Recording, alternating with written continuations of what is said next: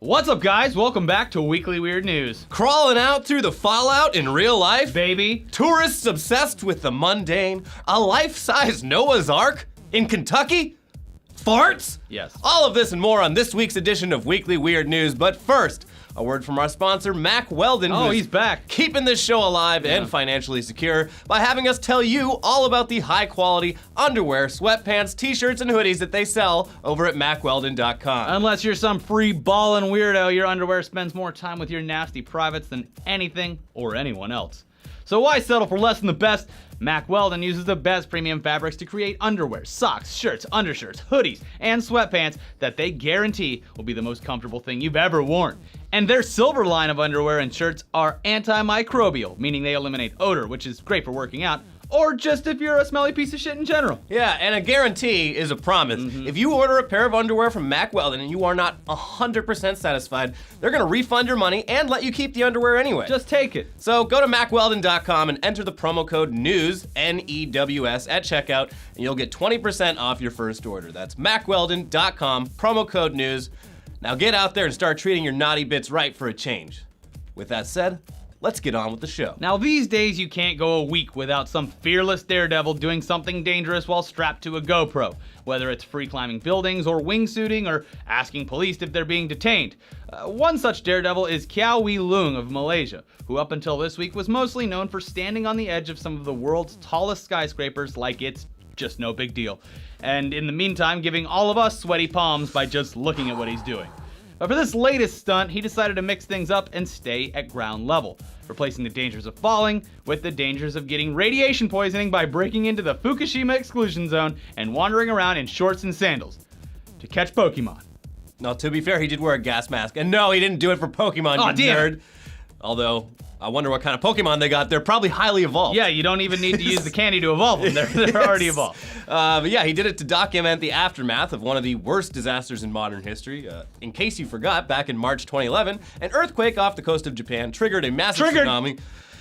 And together, the earthquake and the tsunami killed around 16,000 people and caused around $235 billion in damage, with entire towns off the east coast of Japan being wiped off the map overnight. And if that wasn't bad enough, the disaster triggered another disaster when the Fukushima nuclear power plant's cooling system failed, allowing all of the radioactive material in the plant to just overheat and create the worst nuclear disaster since Chernobyl. Yeah. The power plant and the surrounding area were, of course, immediately evacuated, and since then, the nearby towns of Okuma and Futaba have remained essentially ghost towns because, like the area around Chernobyl that's been a ghost town for the last 30 years, it's full of harmful radiation that isn't going away anytime soon. But like with Chernobyl, there's always going to be crazy risk takers who say fuck it and go inside anyway so they can experience a real life version of the Fallout games. Well, I'm the type of guy. I'm sure it's just as fun. You can go visit Pripyat now. Yeah. It's no big deal. You gotta bring a Geiger counter. Yeah, and you can only stay there for a certain amount of time, but you can go visit. Yeah. This one's gonna be a tourist location in no time. Oh yeah, he's ripping the lid off of it. Yeah. So anyways, Kyaw Wee Leung just did all of that in the red zone, which is the most dangerous part of the exclusion zone, and he didn't even bother putting on his Vault 111 jumpsuit. So not even some Raider armor or his dumb Pip-Boy. Yeah, didn't bring a German Shepherd. He did it all wrong. Yes. And flip-flops, shorts, and a gas mask. That was his loadout for the exploring of the wasteland. And he's got the photos to prove it, because he and a friend took some of the first in-depth photos of the red zone, and they're pretty remarkable. Basically, the entire area is a time capsule from March 2011, since the actual earthquake and tsunami didn't really damage the local area too much. Local stores and markets contain all the products that they did 5 years ago, and that includes lots of porn magazines, because we're talking about Japan here. The local video rental store still features all the hottest new Japanese movies from 2011. The used car lot is still fully stocked, and the machines at the laundromat still contain their last load of clothes. 2011 is not so different. I don't know, man. It'll be weird in like 30 years. What was hot in 2011? When it is a tourist gaming on YouTube. Yeah. They have video rental stores too. That wasn't that long ago. I don't know. Come on. Only 2011 kids will remember it. Oh, anyways, Kyaw Wee Leung and his friend entered the area illegally, obviously, by entering through some nearby woods, which involved about a half a day of walking. but it's pretty striking just how untouched the area remains. If you can get over the radiation, there's an absolute gold mine of loot left over to steal. But again, radiation's there. And as Kiao wrote in his photo album posted to Facebook, when I entered the red zone, I could feel a burning sensation in my eyes and a thick chemical smell in the air. Sounds great. Yeah, sounds like a sign me blast. up. People can debate all day whether or not he should have entered the red zone the way he did. Probably not. But these photos definitely provide a really rare glimpse at the aftermath of a modern disaster and a reminder of how quickly things can go wrong with nuclear energy, even though it's very safe. It's very safe. Unless a giant, massive earthquake and tsunami destroys your Unless cooling an systems. Act of God ruins everything. Just why does this guy got to go in? Send a robot in, and it'll be fine. But That's true. So, yeah, in like 30 years, this will be a tourist attraction, and people are gonna be like taking home souvenirs from it the same way they do in Pripyat and all that. There's like you could make a fortune off of radioactive goods, but Japan is not known for being thieving. Yeah. It's like bad luck to thief. Mm-hmm. So haven't had a lot of that. But now that everyone knows about it, I'm sure there's going to be raiders going in there. This guy's going to get like cancer or something immediately. I mean, I don't know. He did wear the gas mask. Like, yeah. One open wound on his leg though. And he's Yeah, done. the biggest danger is breathing it in. So, but yeah, I wouldn't do Not it. for me. Not for me. No, send a drone. Yeah. Anyway, speaking of urban exploration, over in England, the quiet little village of Kidlington, population 15,000, has recently seen a spike in Asian tourists despite being, by all accounts, a pretty unremarkable, albeit nice enough place. On a Facebook page called Spotted Kidlington, which focuses on local happenings, a page admin posted on June 30th, "Whose idea was it to turn Ben Mead Road into a tourist attraction? Coachloads of Japanese tourists with their usual multiple cameras seem to weekly be turning up in Ben Mead Road and proceed to pose for photos in people's front gardens and against people's cars parked in their drives? I must say I do find it hilarious, but I am at a loss to understand it all. I'm sorry for that accent, I tried." Yeah, other locals quickly chimed in that they too had encountered busloads of Asian tourists walking Kidlington's quiet streets, taking photos and selfies of average everyday things like houses and gardens and cars. And locals started photographing these sightings and posting them to the internet, while remaining completely baffled as to why this was happening, since even locals don't seem to think there's anything particularly special about Kidlington. There were, however, a few theories. One was that tourists were interested in seeing the filming location from a 1990s British TV show called Inspector Morse, or that tour guides are lying to the tourists and saying that Harry Potter was filmed in Kidlington. It's still not totally clear what the reasons are. And That's where Harry got his letter. Oh, it's Harry's house. This is the He stairs. lived under the stairs. He had his fat dad. Even Chinese news Not websites. his real dad, but it was his adopted father. I think it was his uncle. Yeah. something. Ooh! So even Chinese news websites picked up on the whole phenomenon without being able to give any real explanation. But according to the BBC, one local in Kidlington got in touch with a friend living in China, and they said, "Kidlington is apparently being marketed by Chinese tourist agencies as a beautiful English village on the way to Bicester Village Shopping Center. Many of the visitors live in cities and love to see things like the hanging baskets and little flowers in people's gardens. Visitors are now actively asking to add Kidlington to their tour itineraries." How quaint. Yeah. Look at this quaint little town. Oh, you can actually breathe the air here. Yeah. How wonderful. Plants will grow. Yeah, just it's naturally. amazing. Birds are chirping. It's like they're going to a You theme can park see that's farther real than life. 20 feet through Yeah. the smog. Anyways, that actually seems like a pretty likely explanation. It's a nice pit stop between two locations, and while the streets of Kidlington are super ordinary and average to locals and Westerners in general, for a lot of Chinese tourists, an average suburban neighborhood in England is something they've only ever seen in movies, and is totally different compared to the neighborhoods that they live in back home. Which makes this whole thing kind of adorable. Yeah. It's either that or Kidlington's full of Pokemon. Could Yeah, do that too. yeah. It just launched in the UK, so We get the best Pokemon. anything's possible. In other news, if you've run out of museums and Holocaust memorials to insensitively play Pokemon Go in, know I have. There's a new museum in town, or at least the town of Williamstown, Kentucky, where they don't give a shit about fine art or honoring victims of tragedy because they've got a higher purpose, a divine purpose. Build an ark, a big, beautiful ark, and make the Christian tourists pay for it. A BBA. And I guess museum isn't the right word because the newly opened Ark Encounter, a life-size replica of the biblical Ark of Noah, isn't just a museum, it's a goddamn theme park. The theme in this case being literal interpretations of the book of Genesis. Can they fit 2 of every animal on there? You bet they can. Did they try it? They've got like animatron. It's very, very funny. So the whole thing's kind of impressive, if we're being honest here. It's supposedly the largest wooden structure in the United States, And I believe that, because this thing is fucking huge. The Ark's owners, a young Earth creationist group called Answers in Genesis, great band, by the way. Wonderful album, Answers in Genesis. Yes. Ba-bum, ba-bum, ba-bum, ba-bum, ba-bum. Build an ark, 2 of every animal. Nah, that's a metal band. I'm talking about Phil Collins, baby. Oh. Yeah. I think it's a great You're thinking metal of name. Testament. You're thinking of Testament, Yeah. which is a great metal band. Anyways, the people who made this, the Answers in Genesis, not the Phil Collins group, they also deserve some props for building this thing using pretty environmentally friendly methods. But at the end of the day, literal interpretations of Genesis are fucking nuts, and the fact that there are dinosaurs and unicorns on board this ship that supposedly stored 2 of every animal during a global flood really underlines the amount of mental gymnastics required to believe that Noah's Ark was anything but a myth. Yeah, even Oh, you killed one of the ants! Yes. Now we're not gonna have any ants! Oh no! Even all the way back in 1875, the Encyclopedia Britannica just gave up on trying to treat Noah's Ark and the Great Flood as things that could have actually feasibly happened. They just gave up. And even most branches of Christianity now treat Genesis as something that probably didn't go down exactly how it's described. But young Earth creationists believe in a literal interpretation of the Bible. And why wouldn't they? And they insist that the Earth is only around 6,000 years old. Despite And sits atop the back of a giant tortoise. And it's flat. Despite overwhelming scientific consensus saying that all of that is impossible, Yeah. they also believe that, as was written in the Bible, the real Noah's Ark is hidden somewhere in the mountains of Turkey where it landed after the flood. We just haven't found it yet. Regardless, the mountains of scientific evidence disputing young Earth creationism have had no effect on the movement, and why would they? Or the fact that only 40% of Americans believe in human evolution. God damn it.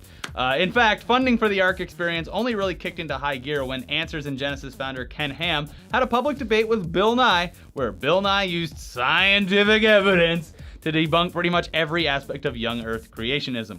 Before that, getting enough money to build the Ark seemed like it might never happen. But soon after the debate, donations started flooding in. Fuck you, Bill Nye. And the $100 million Ark was finally opened last week. Bill Nye must be so frustrated. His tie just started spinning. Yeah. The Ken Ham, the owner of the Ark, he invited Bill Nye to tour it, and he's like, fine, I'll go there. And so it's just him like walking around the Ark being like, no. This is all wrong. What have I done? Bill Nye on an Ark is a lot like Neil deGrasse Tyson on Twitter. Well, actually. Well, actually. Anyways. And hey, even if you're not into the idea that one man and his family were able to round up 2 of every animal on Earth, including dinosaurs, build a massive 4-story tall wooden ship, manage to feed the animals and clean up their shit for however long the entire world was flooded, and then repopulate the entire Earth, all because God got angry and hit the reset button. If you don't believe any of that, there's also a petting zoo and some pretty sweet zip lines to ride on. Can you zip line off the Ark? I don't know. I couldn't really tell where it was from. But that would be cool. Was Noah like, okay, cool, flood's over. Giraffes, I'm gonna need you to fuck right now. And get the hell out of here and go back to Africa. Yeah. Start swimming. Use those long necks. Yeah. Also, the Ark experience is a convenient 45-minute drive to Petersburg, Kentucky's Creation Museum, which is also run by Answers in They got Genesis. the whole state on lockdown. Yeah, it features plenty more compelling evidence that humans and dinosaurs used to live together like best buds. So make a trip out of it. Where's that one lady? Which one does she visit all the time? The one that stopped gay marriage? What is her name? That's the best news. I feel so good not remembering The fact that I don't name. remember her name. Something. We don't want to know it. Yeah. But speaking of ancient creatures, Bernie Sanders this week finally endorsed Hillary Clinton's run for president, which is totally normal and par for the course and shouldn't surprise anyone who's been alive for longer than one election cycle. But for the Bernie or bust crowd who are still waiting for the FBI to drag Hillary Clinton away from one of her campaign stops in handcuffs so Bernie can take his rightful place as the Democratic nominee, seeing their idol endorse Hillary Clinton was a reality-shattering experience. Someone took over Bernie's body. Yeah. He would never do this. So for Bernie supporters, the whole thing stinks. This thing stinks. And one specific group of Bernie fans, the Poor People's Economic Human Rights Campaign, is doing what they can to make sure that the upcoming Democratic National Convention stinks. Literally, by trying to get the 1,894 Bernie Sanders delegates to eat beans before the event so they can stink up the whole convention with farts. That's chemical warfare. They're calling it a fart-in, which is like a sit-in, but with farts, and they're also planning to supplement the beans with hot dogs for maximum effect. This is the best and worst election in the history of the United States of America. Maybe the last election. These are Who knows? the same people who celebrate and donate to like the Human Fund or whatever. George Costanza is getting and all they the have money. a Festivus poll. In their house. Yeah, bring out the Festivus polls. Yeah. We're going farting. That's literal chemical warfare. I Someone's gonna get sick. hope they do it though. I just want to see all like Anderson Cooper just like, I'm here at the Democratic National Convention. Oh, it stinks. It smells like ass. Yeah. Whatever. Here we go. We got some headlines for you now. These are the craziest, but true, unless they're debunked later, which usually they aren't because we usually do the due diligence.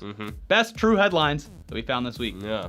Starting with... Potato leads to arson charge against Connecticut stripper. Was it one of those electric potatoes that they put in the jar with the toothpicks and then it... No. Okay. The whole headline feels like a Mad Libs, and the actual story is very confusing. They didn't provide a lot of information, but apparently some stripper was mad at a guy that owed her money, so she tried to burn down his place of business, and in the process also stuck a potato in his tailpipe. Oh. The old Beverly Hills Cop. trick. Yeah, they put bananas in it, but it's the same thing. But the police managed to test the potato for DNA and found her DNA on the potato.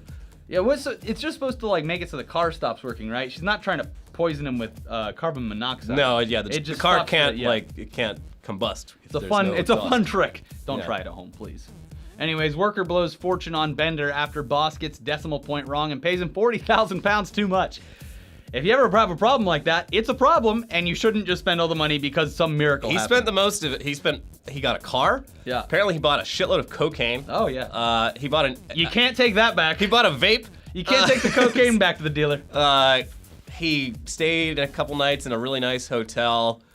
Yeah, he blew it all, and apparently the company immediately sent him an email being like, "Don't spend the money, like we fucked up," and he just like pretended that he didn't read whoops. it. And then when the police came to him, he's like, "I was hacked." They're like, "That doesn't make any sense for this situation." Whatever. I was hacked. He had a blast. Yeah. Is he gonna go to jail? He can just claim bankruptcy or something. He'll be fine. I don't know how bankruptcy works over there. It's probably fine.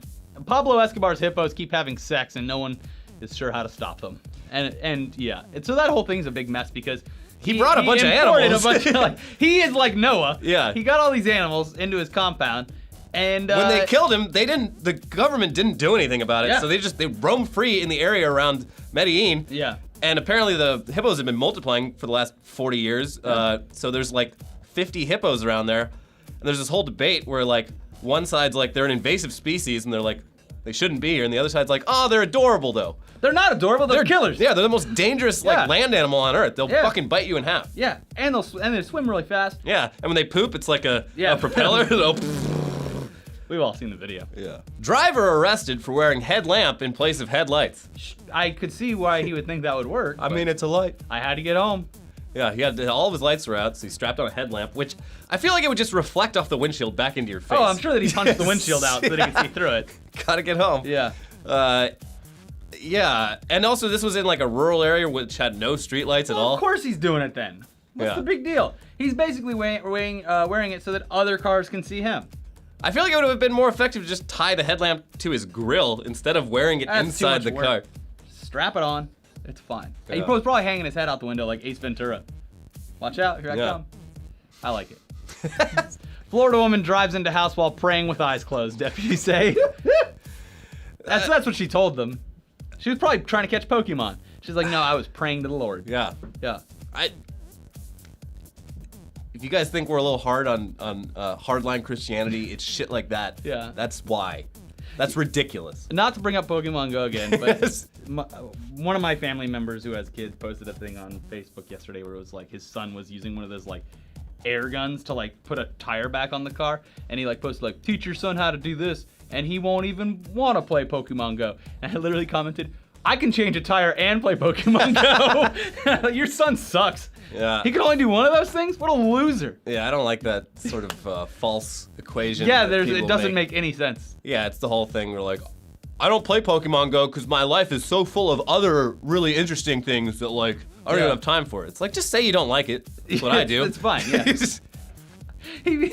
Elliot pulls no punches. Yeah. He just hates the fucking idea Yeah, of the game. I just don't like it. Yeah.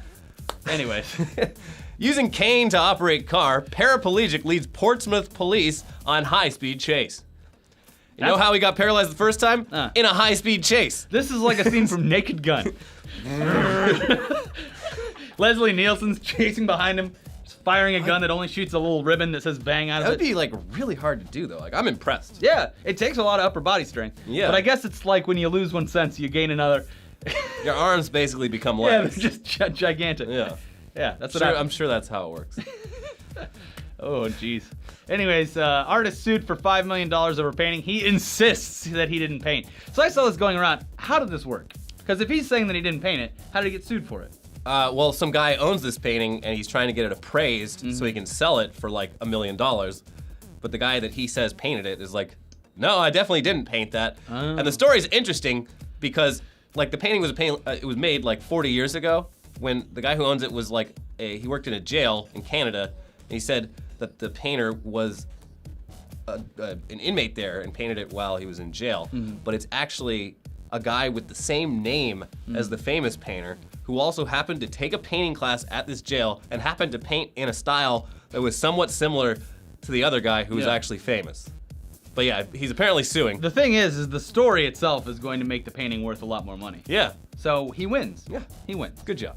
Escaped kangaroo eludes police in Austria for 2 weeks. That's not a typo. That's not a typo, apparently. Yeah.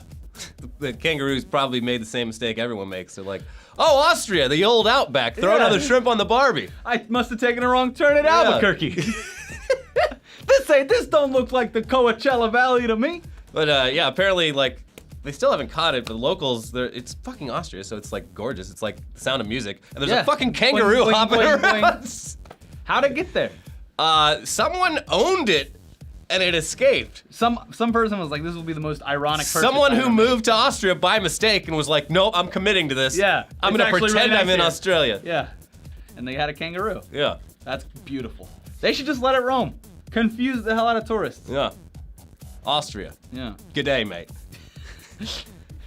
Microsoft invites Bay interns to get lit on lots of drinks and then apologizes again. They keep making this mistake. Microsoft, you're never gonna be cool. Well, You're remember when dependable, but you're not cool. Remember when they threw the party at PAX where they were like, yeah, we got these booth babes. Everyone likes booth babes. These girls are dancing in schoolgirl outfits. Everyone loves it. It's like, oh god, Microsoft, you missed the memo on the last like 10 years. 10 years of people being like, maybe we shouldn't have booth babes at all of our Yeah. booths. Apparently not. But yeah, this was like, apparently there was like a listserv of people who had applied for jobs at Microsoft or something, potential interns. So they emailed like however many thousands of people in fucking Washington, and I think, or it might have been the Bay Area, but Yeah, with BAE. this thing, it's like, hey, we're having a little mixer. Bays in the Bay. Yeah.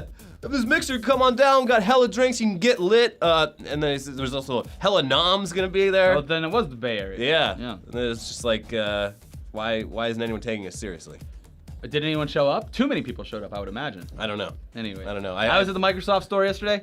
They had a whole wall, a video wall of all the Pokemon that had been caught there. Good. Okay, so they're doing something right. Yeah. Good. I don't know. Good. Anyways, That's our show for Yeah. this week. Watch 3 of our other videos. we have a over here. brand new episode of Tugs where, speaking of Pokemon Go, it's a fucking government psyops project that you're all willingly involved in. Yeah. So You got. there you go. And then speaking of Pokemon, they're making a movie. Yeah. We got any other Pokemon news? No, it's just Tech Tuesday is 80s computer porn. You can Oh watch yeah, that. yeah. Yeah. So you can have a look at what computer porn was like in the mid '80s. For your dad. Yeah, what your dad used to jerk Jerk it off. to. Yeah. All right, we'll see you guys next time.